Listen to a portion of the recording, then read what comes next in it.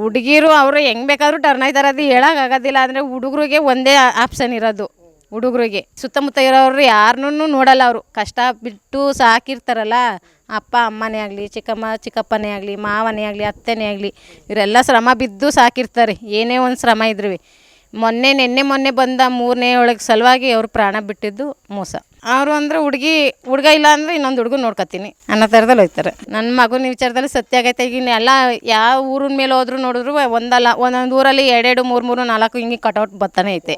ಹುಡುಗರವು ಬತ್ತೈತೆ, ಹುಡುಗಿರವು ಯಾರವು ಇಲ್ಲ ಅಲ್ಲಿ. ಪ್ರೀತಿಗೋಸ್ಕರ ಇದಾಗದೆ ಅಂತ ಎಲ್ಲ ಹುಡುಗರವು ಎಲ್ಲ 18 20 ವರ್ಷದವು 30 ವರ್ಷದವು ಚಿಕ್ಕ ಹುಡುಗರೆ. ಏನು ಇನ್ನೂ ವಯಸ್ಸು ತುಂಬಿಲ್ಲ, ಏನಿಲ್ಲ. ಬರೀ 22 ವರ್ಷಕ್ಕೆ 23 ವರ್ಷಕ್ಕೆ 20 ವರ್ಷಕ್ಕೆ ಎಲ್ಲ ಲವ್ ಪ್ರೀತಿ ಅಂತ ಅಂದ್ಕೊಂಡು ಕಟೌಟ್ ಬೀಳ್ತಾಯಿದ್ದಾರೆ.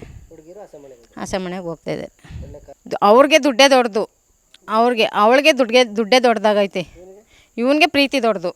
ನನ್ನ ಮಗನಿಗೆ ಪ್ರೀತಿ ದೊಡ್ಡದು. ಅವನು ಸ್ಮಶಾನಕ್ಕೆ ಸೇರಿಕೊಂಡ.